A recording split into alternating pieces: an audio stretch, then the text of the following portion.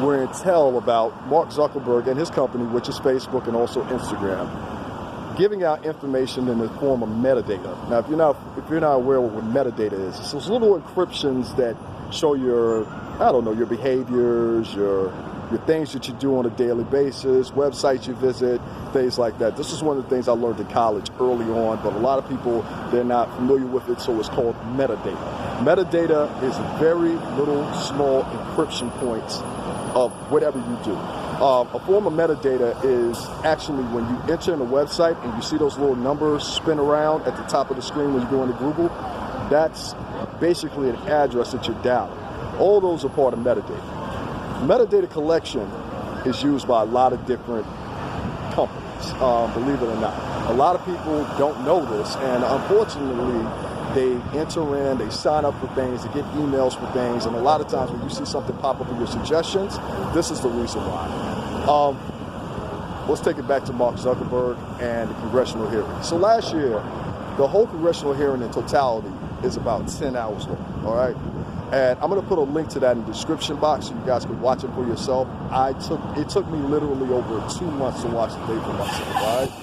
But within these whole hearings, there was all kinds of questions raised internationally and nationally here in the United States. And all about sharing data with private agencies, private brokers, private facilities, people as simple as your cell phone carrier.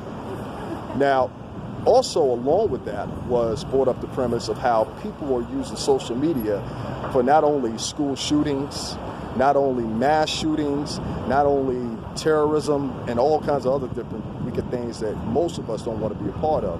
But more importantly, they were using these outlets to, express however the hell they felt that day. And whether it be racism, whether it be sexism, whether it be homophobia, whatever the case may be, a lot of people were using this rhetoric. Now, I'm not here to tell you what you should believe in. I'm not here to tell you what angle you should go at, because then I would be a hypocrite and I would be speaking against exactly what I'm talking about right now.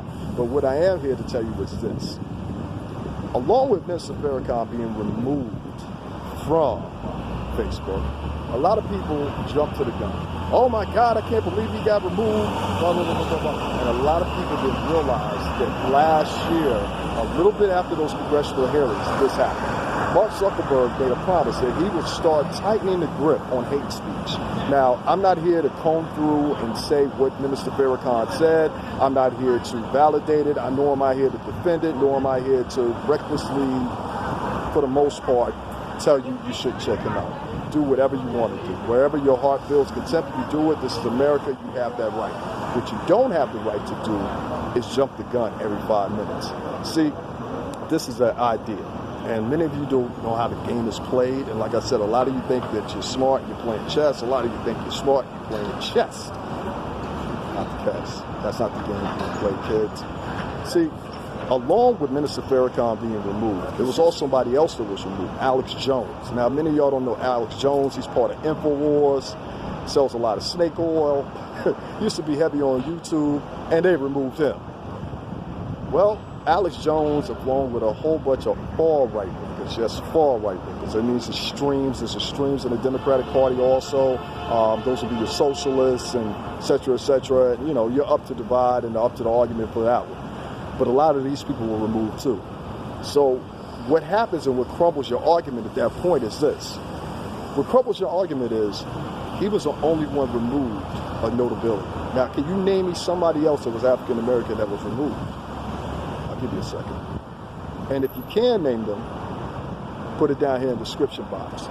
In fact, I will even go as far as to say, when you're commenting, make sure that you include at least 5. Because I counted 1, 2, 3, 4, 5 notable white men that were removed because of hate speech on Instagram and on Facebook. In fact, every major media outlet that was out today, May the 3rd, reported and they used Minister Farrakhan last.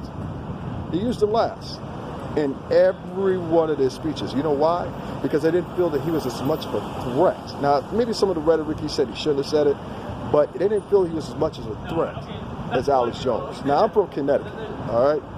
And being down here from Connecticut, one of the things that's funny is this. I remember watching Alex Jones the first time probably back in 2003. Used to have VHS tapes. I was a kid.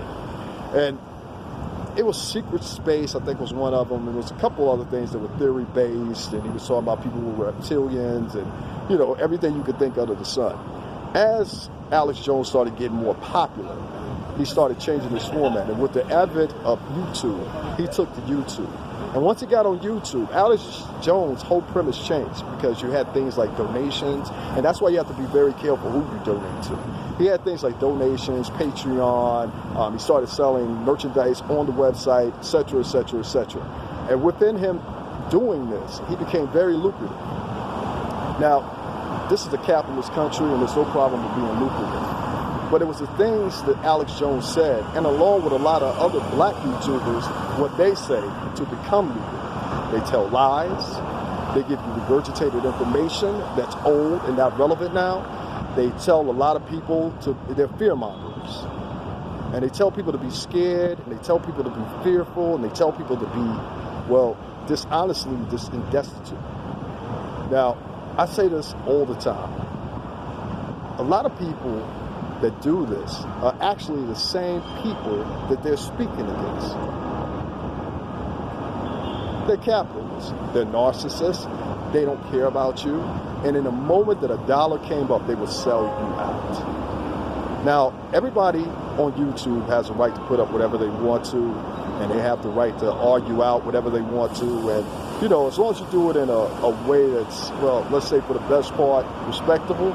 You know, it's going to be a fuck you here, you're an asshole here, you know. But as long as you do it respectfully for the most part, it's not a problem. With Alex Jones and many others, one of the things Alex Jones did was he said the Sandy Hook was a joke. And that it was crisis actors, et cetera, et cetera, et cetera. And there were kids killed. The Sandy Hook is in Connecticut.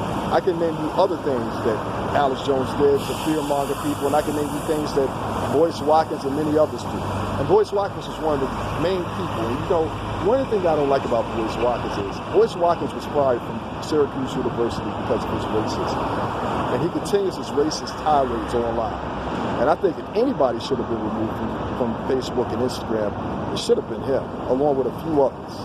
They're ranting and ranting, and some of the things they say true and have some nobility to it. But for the most part, I would say 70% of it is to get a dollar. Now, I'm not here to lie to you. And I'm going to sell it to you straight, and I always do. And you see where I'm standing at. And I stand with this.